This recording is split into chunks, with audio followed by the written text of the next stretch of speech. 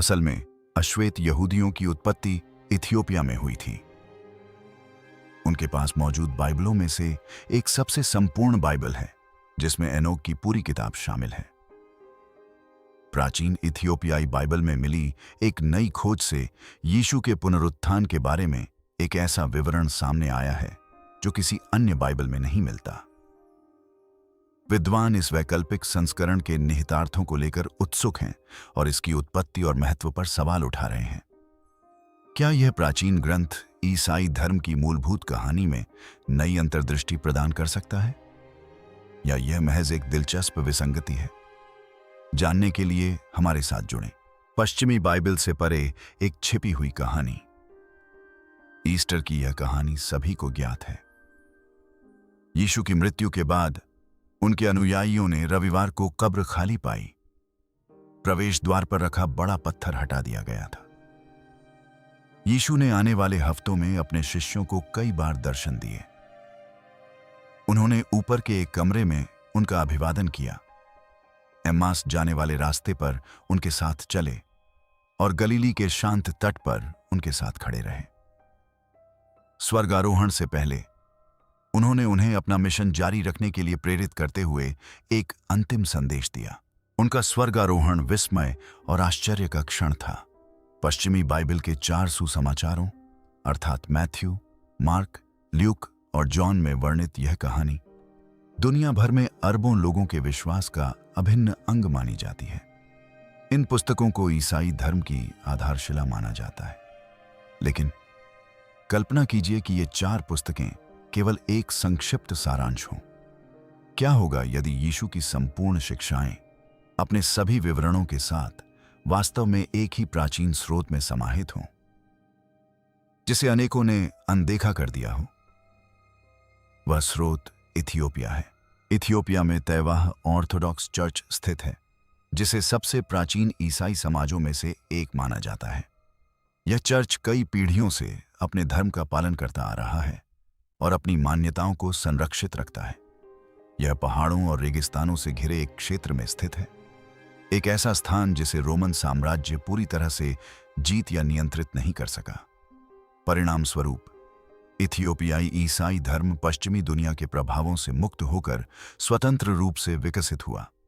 पश्चिम में कई ईसाई प्रोटेस्टेंट बाइबल की 66 पुस्तकों या कैथोलिक बाइबल की 73 पुस्तकों से परिचित हैं।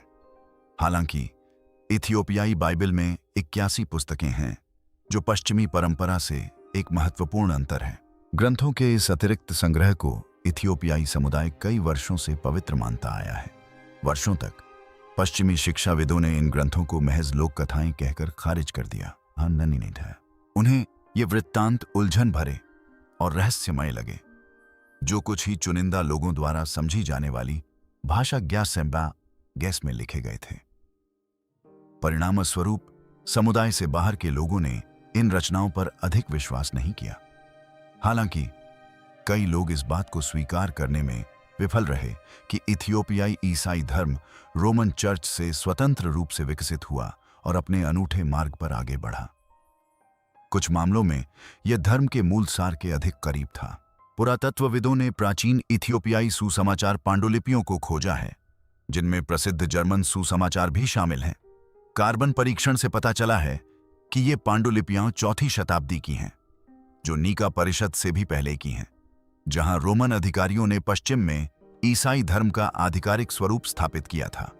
आम धारणा के विपरीत इन इथियोपियाई ग्रंथों में कोई नई कहानियां या मनगढ़ंत किस्से नहीं हैं, बल्कि ये ईसाई धर्म के एक पूर्व मौजूद रूप को प्रकट करते हैं, जो आज के सामान्य अर्थों में इस धर्म पर रोम के प्रभाव से पहले मौजूद था। एक पुरानी इथियोपियाई बाइबल में ऐसे ग्रंथ हैं जो कभी पश्चिमी संस्कृति से लुप्त हो गए थे। विशेष रूप से एनोक की पुस्तक ने नए नियम में उल्लेख के कारण प्रसिद्धि प्राप्त की, लेकिन बाद में रोमन अधिकारियों द्वारा इसे हटा दिया गया। बीडी हटाए। यह पुस्तक एक ऐसी रोमांचक और भयावह कहानी बयां करती है जिसने चर्च के शुरुआती नेताओं को झकझोर दिया था। कहानी दिव्य प्राणियों के एक समूह के इर्द गिर्द घूमती है, जिन्हें वॉचर्स के नाम से जाना जाता है। जो पृथ्वी पर उतरे और नश्वर महिलाओं के साथ प्रेम संबंध स्थापित किए। उनकी संतानें नेफिलिम दुर्जय प्राणियों की एक जाति थीं। इन पतित देवदूतों ने मनुष्यों के साथ वर्जित ज्ञान भी साझा किया, जिसमें हथियार, सौंदर्य प्रसाधन और कुटिल प्रथाएं शामिल थीं। यह कथा अपनी अप्रत्याशित प्रकृति और रहस्यमय तत्वों के लिए जानी जाती थी। रोमन चर्च ने इस कहानी को शामिल नहीं किया क्योंकि यह शांति और व्यवस्था की उनकी इच्छित छवि के अनुरूप नहीं थी। हालांकि इथियोपिया ने इस कहानी को भावी पीढ़ियों के लिए संरक्षित रखा। इथियोपियाई बाइबल में जुबिलीज की पुस्तक शामिल है, जिसे लघु उत्पत्ति के नाम से भी जाना जाता है। इस पुस्तक के अनुसार मूसा को एक पवित्र पर्वत पर संदेश बूट प्राप्त हुआ था। जुबिलीज की पुस्तक उत्पत्ति की कहानी को नए विवरण जोड़कर और कथा को पुनर्व्यवस्थित करके फिर से प्रस्तुत करती है। यह एक विशिष्ट सौर कैलेंडर का परिचय देती है, जो रोमन चर्च के कैलेंडर के विपरीत है। यह भिन्नता तिथियों और उत्सवों की एक समान प्रणाली स्थापित करने के प्रयासरत पश्चिमी शासकों के लिए खतरा उत्पन्न कर सकती थी। इथियोपियाई परंपरा में प्रयुक्त भाषा एक महत्वपूर्ण पहलू है। इन प्राचीन पुस्तकों को लिखने में गाज, एक सेमेटिक भाषा का प्रयोग किया गया है। यह उल्लेखनीय है क्योंकि यीशु ने अरामी भाषा में संवाद किया था, जो एक अन्य सेमेटिक भाषा है। दूसरी ओर पश्चिमी सुसमाचार ग्रंथ रोमन साम्राज्य की भाषा ग्रीक में लिखे गए थे। इस अंतर के कारण इथियोपियाई ग्रंथों में यीशु की शिक्षाओं का ऐसा अनुवाद हो सकता है जो उनके मूल शब्दों के प्रति अधिक निष्ठावान हो और ग्रीक और रोमन रीति रिवाजों से कम प्रभावित हो। इथियोपियाई बाइबल में 15 अतिरिक्त पुस्तकें हैं जो कई चुनौतीपूर्ण प्रश्न खड़े करती हैं। ये अतिरिक्त ग्रंथ ईसाई धर्म के प्रारंभिक इतिहास पर एक अनूठा दृष्टिकोण प्रदान करते हैं, जो रोम के प्रभावशाली व्यक्तियों द्वारा गढ़ी गई कथाओं से भिन्न है। अपनी प्राचीन मान्यताओं को संरक्षित करने के प्रति इथियोपिया की प्रतिबद्धता इसे समय के साथ विकसित हुई अन्य परंपराओं से अलग करती है, और यहीं से हम इस सब के पीछे छिपे महान रहस्य की ओर बढ़ते हैं। यदि इथियोपियाई बाइबल पुरानी, अधिक विस्तृत और राजनीतिक निर्णयों से कम प्रभावित है, तो यह ईसाई धर्म की सबसे महत्वपूर्ण घटना के बारे में क्या कहती है? पुनरुत्थान और स्वर्गारोहण के बीच के 40 दिनों के बारे में यह क्या कहती है? जब यीशु ने पृथ्वी पर पुनः विचरण किया, तो उन अंतिम दिनों में उन्होंने वास्तव में क्या कहा? वे क्या संदेश छोड़ गए और बाकी दुनिया ने इसे क्यों नहीं सुना? जानने के लिए हमारे साथ बने रहें। पुनरुत्थान के बाद का नियम। सुसमाचारों के पश्चिमी संस्करणों में पुनरुत्थान के बाद का समय तेजी से बीतता हुआ प्रतीत होता है। यीशु के प्रकट होने, भोजन करने, आशीर्वाद देने और फिर स्वर्ग में आरोहण करने के कुछ ही उदाहरण मिलते हैं। हालांकि इथियोपियाई बाइबल में पुनरुत्थान के बाद की इस अवधि को कहीं अधिक लंबी और महत्वपूर्ण बताया गया है। यह कहानी का केंद्र बिंदु है। केवल थोड़े समय के लिए प्रकट होकर गायब हो जाने के बजाय यीशु निरंतर उपस्थित रहते हैं। वे अपने शिष्यों के साथ चलते फिरते और बातें करते हैं। 40 दिनों के दौरान वे बड़े अधिकार और उद्देश्य के साथ महत्वपूर्ण शिक्षाएं देते हैं। वाचा की पुस्तक, जिसे मशाफे खदान के नाम से भी जाना जाता है, में यीशु के पुनरुत्थान के बाद के 40 दिनों के दौरान दी गई शिक्षाएं शामिल हैं। अन्य ग्रंथों में चित्रित सौम्य शिक्षक के विपरीत इस ग्रंथ में यीशु को एक दिव्य राजा के रूप में चित्रित किया गया है, जो अपने निकटतम अनुयायियों को एक गंभीर संदेश दे रहा है। उनका व्यवहार और शब्द आत्मा, अंधकार और चर्च के भीतर भविष्य में होने वाले भ्रष्टाचार के बारे में चेतावनियों और खुलासों से भरे हुए थे। शिष्यों को इन शिक्षाओं की हर कीमत पर रक्षा करने का निर्देश दिया गया था, और सदियों तक इन्हें उस भूमि के पत्थर के मठों में छिपाकर रखा गया जिसने शाही शासन का विरोध किया न विरोध किया था। यह कोई साधारण विदाई नहीं थी। यह 40 दिनों तक चलने वाला एक गहन पाठ था, सार्वभौमिक सत्यों को उजागर करते हुए, जिनका गहरा प्रभाव हो सकता है। इथियोपियाई धर्म ग्रंथों में एक ऐसा परिवर्तनकारी ग्रंथ छिपा है जो पारंपरिक मान्यताओं को चुनौती देता है। इथियोपियाई धर्मगुरुओं के अनुसार मिशाफिकदान इन शिक्षाओं का एक निर्विवाद प्रमाण है जो यीशु को अपार शक्ति और प्रभाव के प्रतीक के रूप में चित्रित करता है। पाठ में उनके शब्द दैवीय अधिकार की आभा बिखेरते हैं जो उन्हें निर्णायक आदेश देने वाले सर्वोच्च शासक के रूप में चित्रित करते हैं। उनके पुनरुत्थान को किसी अंत के रूप में नहीं बल्कि उनके उचित शासन की शुरुआत के रूप में दर्शाया गया है। उनके द्वारा स्थापित प्रारंभिक कानून सांसारिक सत्ता की अवधारणा पर प्रश्न चिन्ह लगाता है। वे इस बात पर बल देते हैं कि उनके पिता का हथियार मनुष्यों द्वारा नहीं बल्कि एक करुणामय आत्मा द्वारा निर्मित है। इस घोषणा का बहुत महत्व है। धार्मिक युद्धों और निरंतर संघर्षों से त्रस्त इस दुनिया में वे अपने शिष्यों को अपने सम्मान में हिंसा का सहारा न लेने की सलाह देते हैं। यह उस सत्ता की ओर से शांति की अपील है जिसने हाल ही में मृत्यु पर विजय प्राप्त की है। यह सैन्य कार्रवाई का निर्देश नहीं है बल्कि कोमलता और करुणा का आह्वान है। वे एक ऐसा उपदेश देते हैं जो आस्था की अवधारणा को पूरी तरह बदल देता है। उनके अनुसार आत्मा उनकी शक्ति का स्रोत होगी, हृदय उनका पूजा स्थल होगा और प्रेम उनका मार्गदर्शक सिद्धांत होगा। इन सरल शब्दों में गहरा अर्थ निहित है।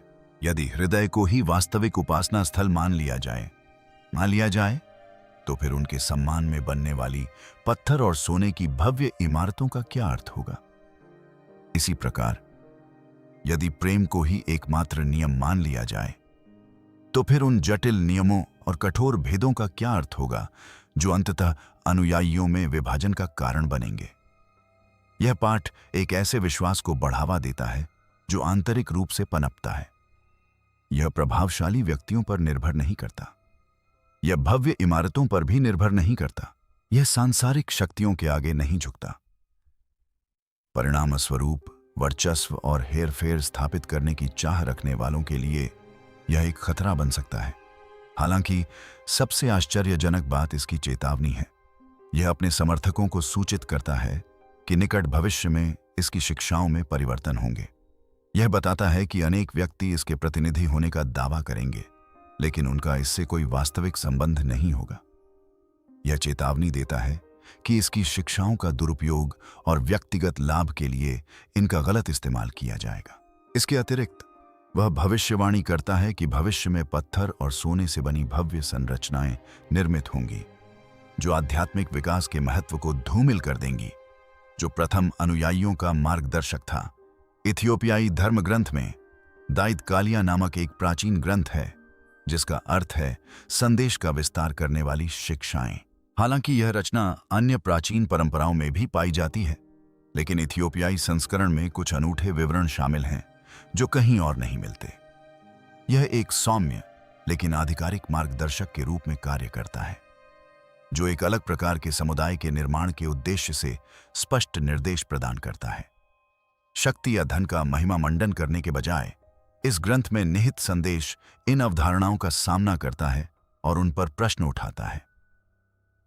यह पाठ सादगी, विनम्रता, उपवास, प्रार्थना और लोभ एवं भ्रष्टाचार से दूर रहने के महत्व पर जोर देकर धनी संगठित धर्म की सूक्ष्म आलोचना प्रस्तुत करता है। धन और शक्ति को महत्व देने के बजाय प्रस्तुत आस्था आंतरिक शांति और धार्मिकता पर केंद्रित है। यीशु ने भविष्य के उन धार्मिक नेताओं के अनुकरण के विरुद्ध चेतावनी दी है जो गरीबों का शोषण करते हुए भव्य वस्त्र धारण करते हैं, और यह वर्तमान समय के लिए एक सबक है। यह सुख सुविधाओं से संपन्न आध्यात्मिक नेताओं और उन पर निर्भर रहने वाले संघर्षरत व्यक्तियों के बीच के अंतर पर एक सौम्य लेकिन गहन टिप्पणी है। इन पांडुलिपियों की रक्षा करने वाले भिक्षुओं के वृत्तांतों के आधार पर यह माना जाता है कि भविष्य में प्रभावशाली व्यक्तियों द्वारा इस विशेष सिद्धांत को खतरनाक समझा गया था। इसका कारण यह था कि यदि आम जनता को इस शिक्षा तक पहुंचने की अनुमति दी जाती तो वे यह जान पाते कि ईश्वर का सच्चा लोक धन या शक्ति के माध्यम से स्थापित नहीं होता, बल्कि प्रत्येक व्यक्ति के हृदय में पनपता है। अपने धार्मिक वस्त्रों में यीशु अपने शिष्यों को एक अलग उद्देश्य से संसार में जाने का निर्देश देते हैं, सत्ता की खोज न करने का। वे उन्हें प्रेम और सहभागिता पर आधारित घनिष्ठ समुदाय स्थापित करने की सलाह देते हैं जहां सामूहिक स्वामित्व और निर्णय लेने को महत्व दिया जाता है। यह एक सामंजस्यपूर्ण और करुणामय संसार की कल्पना प्रस्तुत करता है, जो दमनकारी नेताओं से मुक्त हो, जहां प्रेम, सहयोग और विश्वास सर्वोपरि हो। वे उन्हें अपने नाम के भविष्य के बारे में आगाह करते हैं, यह भविष्यवाणी करते हुए कि धन की लालसा रखने वाले अनेक व्यक्ति इसका दुरुपयोग करेंगे, जबकि अन्य लोग वित्तीय लाभ के लिए उनके सिद्धांतों से समझौता करेंगे। जैसे जैसे प्रभावशाली लोगों के बीच उनकी प्रतिष्ठा बढ़ती है, वे उन्हें एकांत में उनसे मिलने की सलाह देते हैं। उनका दावा है कि उनका वास्तविक संदेश सादगीपूर्ण और सरल स्थानों में ही कायम रहता है। ये चेतावनियां तो बस शुरुआत हैं, इनके पर एक गहरे रहस्य छिपे हैं। जीवन, मृत्यु और आत्मा के बारे में ऐसी शिक्षाएं हैं जिनका उद्देश्य उनके अनुयायियों को एक व्यापक आध्यात्मिक जगत के लिए तैयार करना था। आइए इसमें गहराई से उतरें। प्रकाश और अंधकार का संघर्ष। पुनरुत्थान के बाद प्राचीन इथियोपियाई ग्रंथों में खोजी गई शिक्षाएं मात्र सलाह या हल्की चेतावनियों से कहीं अधिक विस्तृत हैं। वे एक विशाल और गहन क्षेत्र में प्रवेश करते हैं जो लगभग अलौकिक प्रतीत होता है। अक्सर इस बात पर ध्यान नहीं दिया जाता कि ये लेख पश्चिमी ईसाई धर्म से अलग एक आध्यात्मिक दृष्टिकोण प्रस्तुत करते हैं। यह अनूठा दृष्टिकोण मृत्यु की अवधारणा की पड़ताल से शुरू होता है। प्राचीन ग्रंथों के अनुसार पुनर्जीवित मसीह अपने अनुयायियों को स्पष्ट करते हैं कि उनकी मृत्यु वैसी नहीं थी जैसा वे मानते थे। वे उन्हें यह समझाते हैं कि मृत्यु अंत नहीं है, बल्कि वस्त्र बदलने के समान है। शरीर को वस्त्र के समान बताया गया है, जो अस्थायी और बदलने योग्य है। शरीर के क्षय होने पर भी आत्मा बनी रहती है। यह मूलभूत अवधारणा जीवन के प्रति दृष्टिकोण को पूरी तरह बदल देती है। समय के अंत में एक ही पुनरुत्थान की आशा करने के बजाय ध्यान आत्मा के शाश्वत जीवन की ओर केंद्रित हो जाता है। भौतिक संसार को एक क्षणभंगुर द्वार के रूप में देखा जाता है, न कि एक स्थायी निवास के रूप में। फिर वे एक ऐसा उपदेश देते हैं जो प्राचीन पूर्वी रीति रिवाजों की याद दिलाता है। वे समझाते हैं कि प्रत्येक व्यक्ति के भीतर दो आंतरिक ज्वालाएं होती हैं। एक ज्वाला ज्ञान की ओर बढ़ती है, जबकि दूसरी अंधकार की ओर।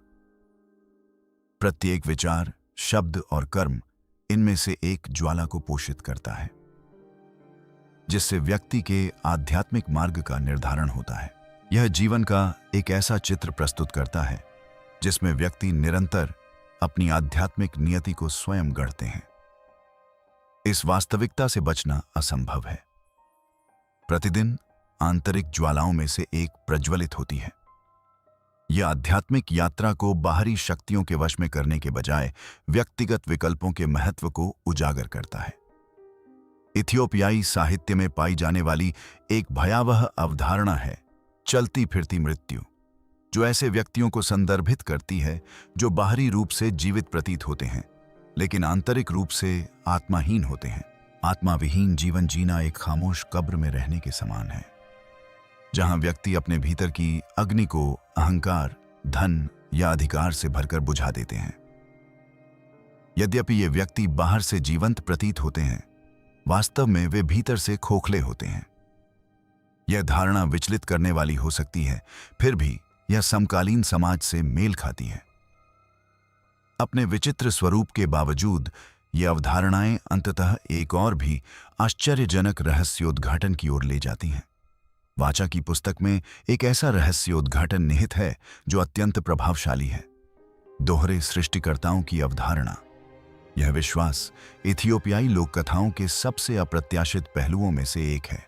ईसा मसीह के अनुसार प्रकाश के पिता हैं, जो समस्त जीवन के परम स्रोत हैं, और एक द्वितीयक सृष्टिकर्ता हैं जिन्हें अंधकार का निर्माता कहा जाता है। इस द्वितीयक सृष्टिकर्ता को अपने अहंकार से अंधा दिखाया गया है। यद्यपि यह भौतिक संसार की रचना के लिए उत्तरदायी है, फिर भी इस संसार को एक भ्रम के रूप में देखा जाता है। देखने में आकर्षक होते हुए भी यह सारहीन है। इस क्षेत्र में सत्य और असत्य साथ साथ विद्यमान है और आत्मा आसानी से भटक सकती है। यह छवि प्राचीन ज्ञानवाद की अवधारणा से मिलती जुलती है, जो यह बताती है कि भौतिक संसार अपूर्ण है और हमारी आत्माएं इसी में समाहित हैं। इस परिप्रेक्ष्य में भ्रमों का निर्माता धन, शक्ति, साम्राज्य, भव्य संरचनाओं और भय जैसी सांसारिक संपत्तियों पर अधिकार रखता है। जो लोग उसके साथ जुड़ते हैं वे धन और प्रभाव प्राप्त कर सकते हैं, लेकिन वे ऐसा एक ऐसे क्षेत्र में करते हैं जो केवल आंशिक रूप से प्रामाणिक है। खतरा यह है कि आने वाली सभ्यताएं इस धोखेबाज को वास्तविक दिव्य सत्ता समझ बैठीं। प्रारंभिक रोमन नेताओं ने एक विशेष मान्यता को समाप्त करने के प्रयास किए जिसे वे अत्यंत खतरनाक मानते थे। उन्होंने इस मान्यता का पालन करने वालों के साथ युद्ध किए और यहां तक कि इसके सभी लिखित अभिलेखों को नष्ट कर दिया। हालांकि 1945 में मिस्र के नागेद रेगिस्तान में एक रोचक खोज हुई। एक ऐसा कलश मिला जिसमें भूले हुए ग्रंथ थे जिनका विषय एक समान था।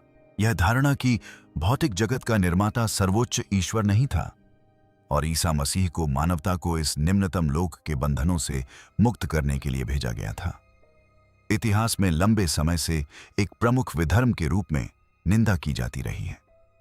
इसके बावजूद यह इथियोपियाई साहित्य में फिर से उभरकर सामने आया और पीढ़ियों तक चुपचाप संरक्षित रहा। इस कथा के इस संस्करण में ईसा मसीह की यात्रा का उद्देश्य पुनर्परिभाषित किया गया है। वे इस मायावी लोक में न केवल इसे उद्धार करने के लिए बल्कि इसे इसकी नींद से जगाने के लिए विचरण करते हैं। उन्हें एक रहस्योद्घाटक, ज्ञान के दाता के रूप में चित्रित किया गया है, जो आत्मा को उसके उचित निवास स्थान की स्मृति को जगाने के लिए भेजा गया है। वे अपने शिष्यों को आश्वस्त करते हैं कि अंधकार से शासित इस लोक में भी प्रत्येक व्यक्ति के भीतर वास्तविक प्रकाश विद्यमान है। वह व्यक्ति भाग्यशाली है जो अपने भीतर छिपे इस प्रकाश को खोज निकालता है। वह उनके आंतरिक संघर्ष में सहायता करने के लिए एक अंतिम रहस्य प्रकट करते हैं। स्वर्गीय ग्रंथों के नाम से जाने जाने वाले एक दस्तावेज में वह विस्तार से बताते हैं कि प्रत्येक व्यक्ति के साथ दो अदृश्य प्राणी होते हैं। एक संरक्षक देवदूत है, जबकि दूसरा छल करने वाला। देवदूत आत्मा को ज्ञान की ओर मार्गदर्शन करता है, जबकि छल करने वाला मन को उलझाकर संदेह और अराजकता उत्पन्न करता है। ये छिपे हुए साथी जन्म से लेकर अंतिम सांस तक प्रत्येक व्यक्ति के साथ रहते हैं। प्रत्येक विचार की गहराई में एक सूक्ष्म युद्ध चल रहा होता है। वह समझाते हैं कि व्यक्तियों को स्वयं इस युद्ध में शामिल होना चाहिए, क्योंकि मंदिर, नेता या अनुष्ठान जैसी कोई बाहरी शक्ति हस्तक्षेप नहीं कर सकती। सकारात्मक और नकारात्मक शक्तियों के बीच आंतरिक संघर्ष व्यक्ति के भीतर ही होता है और केवल सचेत मन ही सही मार्ग का चुनाव कर सकता है। केवल वे ही लोग जो अपने भीतर के प्रकाश को पहचान लेते हैं, भ्रामक प्रभावों से निर्मित मायावी संसार से ऊपर उठ सकते हैं। लेकिन इथियोपियाई बाइबल से एक और चौंकाने वाला रहस्योद्घाटन है। आइए इथियोपिया की छिपी हुई कहानी को जानें। लोग हमेशा से इथियोपिया के प्राचीन रहस्यों की प्रचुरता के बारे में जानने के लिए उत्सुक रहे हैं। प्रभावशाली चर्चों के खिलाफ चेतावनी देने वाली 81 पुस्तकें और 2 सृष्टिकर्ताओं की अवधारणा ने पहले ही पश्चिमी मान्यताओं को चुनौती दी है। इसके अतिरिक्त एक और दस्तावेज है जिसे इथियोपियाई सीमा शुल्क विभाग ने सुरक्षित रखा है। शांति का सुसमाचार कहलाने वाला यह ग्रंथ दुर्लभ, विवादास्पद और शायद ही कभी चर्चित है। विद्वानों का कहना है कि इसमें एक ऐसा साहसिक संदेश समाहित है जिसे कई वर्षों तक दबाया गया, आलोचना की गई और छिपा कर रखा गया। इसका कारण सीधा साधा है। इस सुसमाचार में ईसाई धर्म की सबसे महत्वपूर्ण घटना का उल्लेख नहीं है। इस पांडुलिपि के अनुसार यीशु क्रूस पर अपनी मृत्यु को प्राप्त नहीं करते। मृत्यु और पुनरुत्थान का सामना करने के बजाय कथा एक वैकल्पिक परिदृश्य प्रस्तुत करती है। इसमें बताया गया है कि विश्वासघात के बाद यीशु चुपके से यरूशलेम से भाग गए। वे प्राचीन भविष्यवक्ताओं की तरह एकांत और ज्ञान प्राप्ति के लिए जंगल में चले गए। सांसारिक विकर्षणों से दूर। इस दौरान उन्होंने कई वर्षों तक उपदेश देना जारी रखा। उनकी मृत्यु कष्टदायी नहीं थी।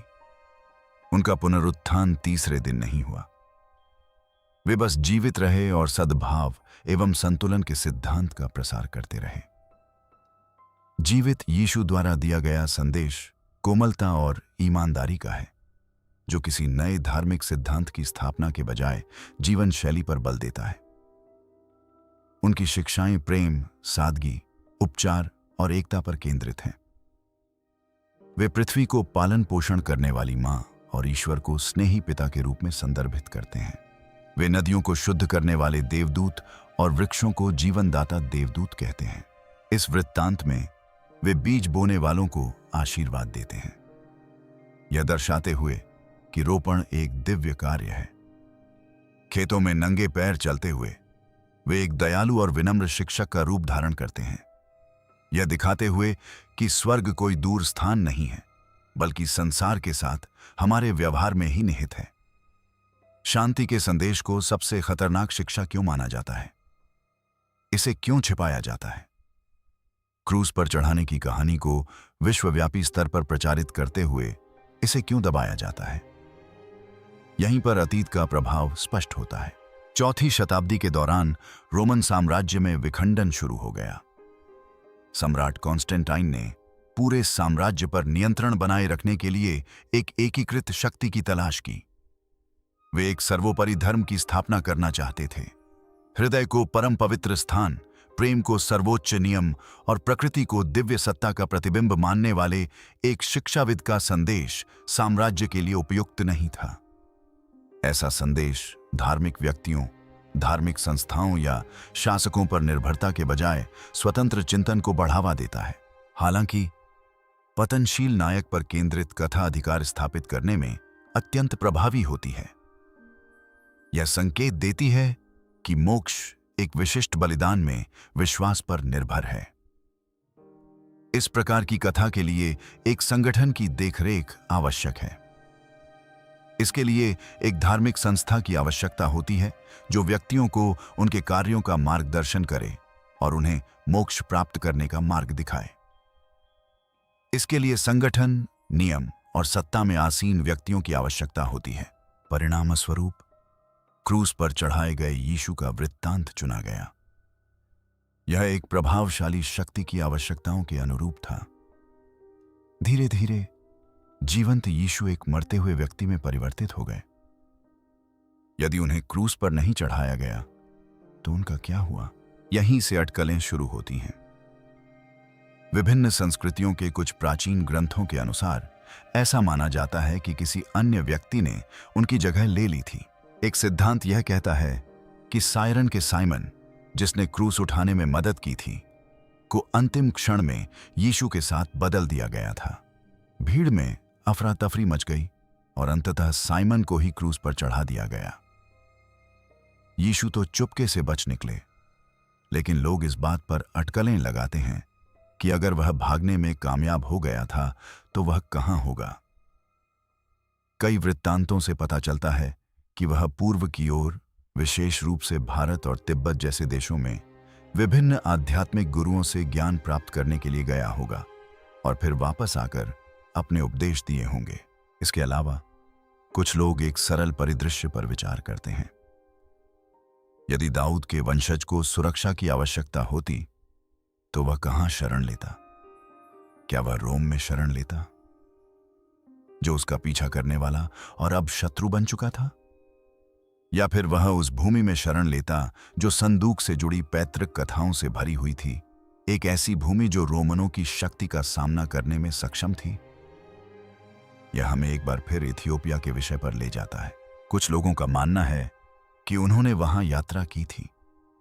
उनके अनुसार उनकी सबसे प्रामाणिक शिक्षाएं उस देश में सुरक्षित थीं, उस साम्राज्य से दूर जो उनकी एक विकृत छवि गढ़ रहा था।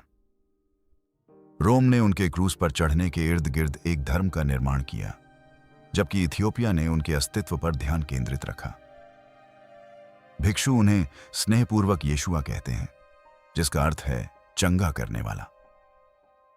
वे कहते हैं कि उनका उद्देश्य मानवता के लिए स्वयं को बलिदान करना नहीं था, बल्कि उसे जागृत करना था। वह सत्य जिसके लिए दुनिया कभी तैयार नहीं थी।